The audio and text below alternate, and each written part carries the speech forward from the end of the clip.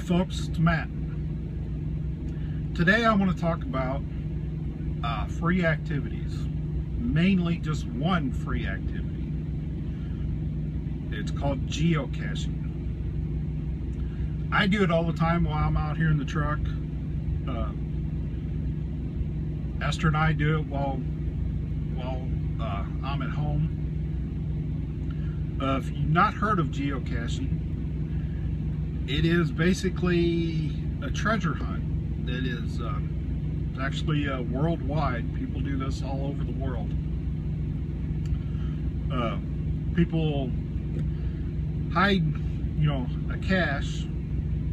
A lot of times it's just a small little container with a piece of paper in it called the log that, if you find it, you sign the log, you can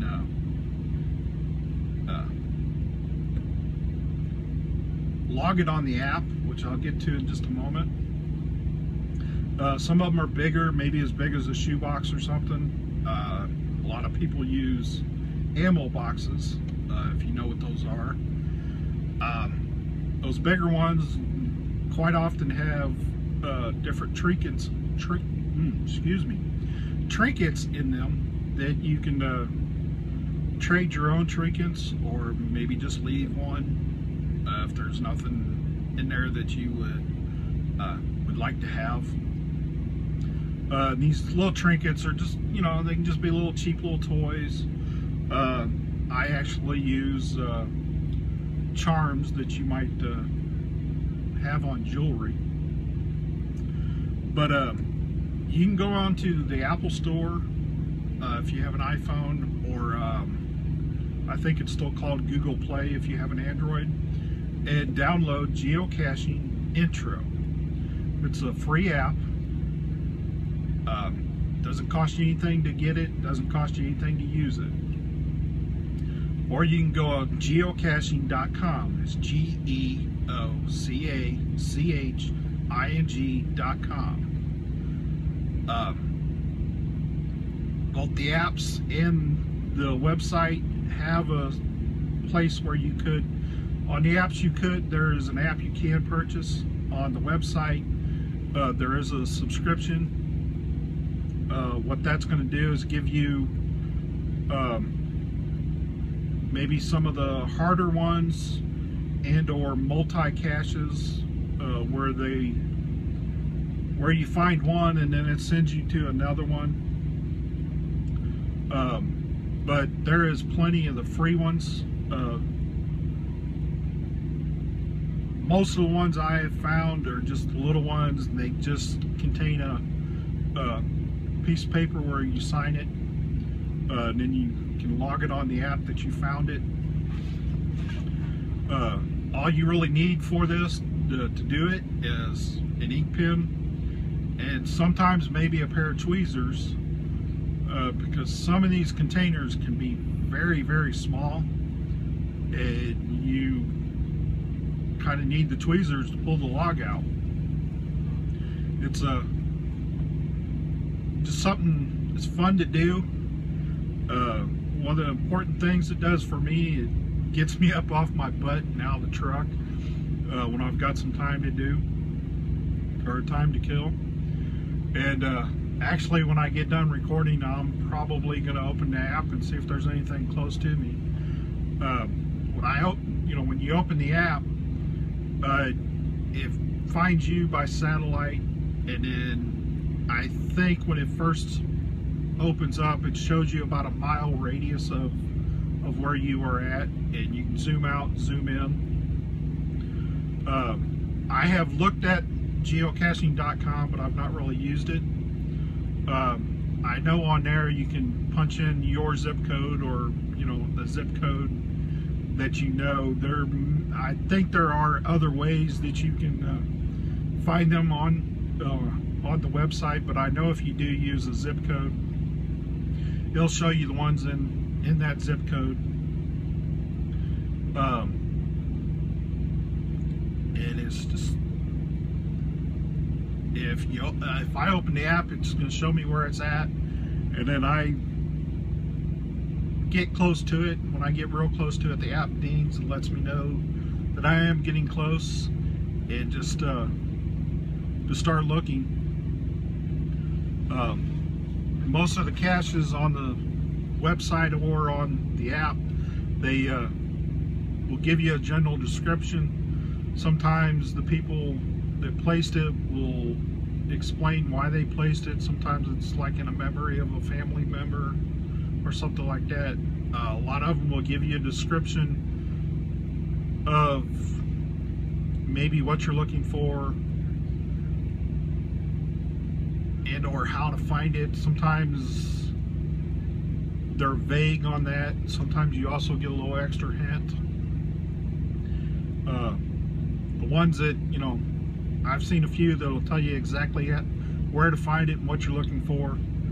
Those are not quite as fun as the ones that are a little bit vague, because the ones that are vague, it's, you know, a little bit harder to find, so it gives me a little bit bigger thrill to find those. That was all I wanted to talk about today. You guys all have a good one, and remember, live weird.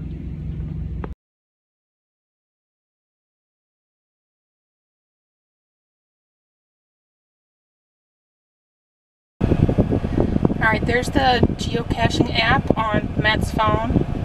So press that.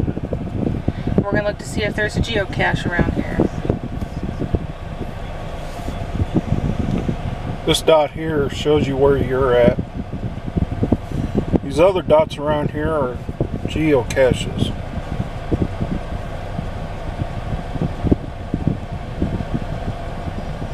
See the smiley face? It's one we found last time I was home.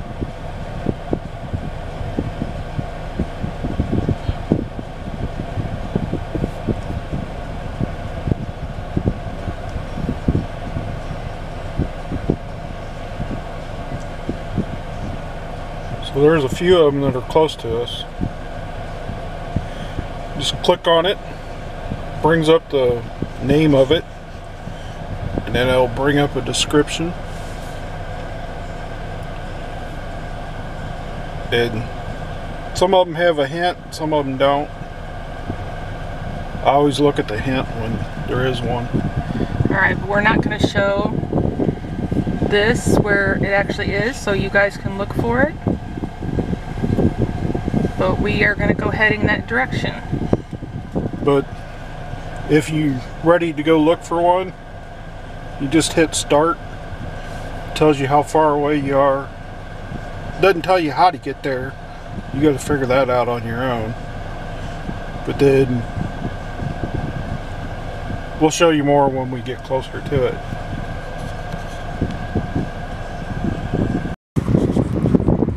Okay, we're at the location where we think the geocache is. We're going to have to walk a little ways. We're in the parking lot of a closed restaurant. That's kind of sad when the restaurant's closed, but I mean, we didn't visit it either, so yeah. It already dinged and said we're closed.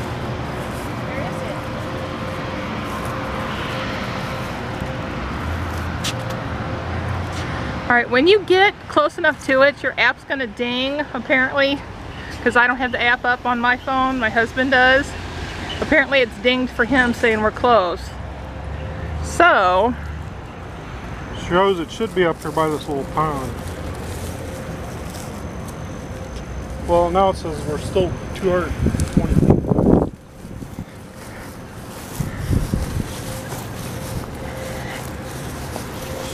Alright, I'll cut back when we're closer. We found it. This particular one is called a, like, what, nano size? Yeah. This is going to be really tiny, and the only thing that's probably going to be in there is the log sheet to sign. So let's open it up and find out.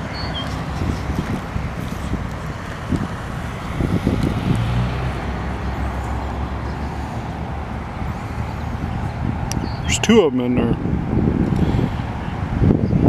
Not for sure if we'll be able to sign this or not.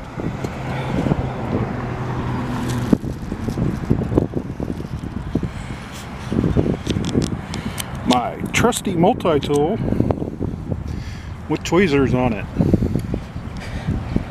Yeah, one recommendation if you're going to start geocaching, don't spend any money, but look around your house, grab a pair of tweezers because you'll need them, and grab a pen because you'll need that.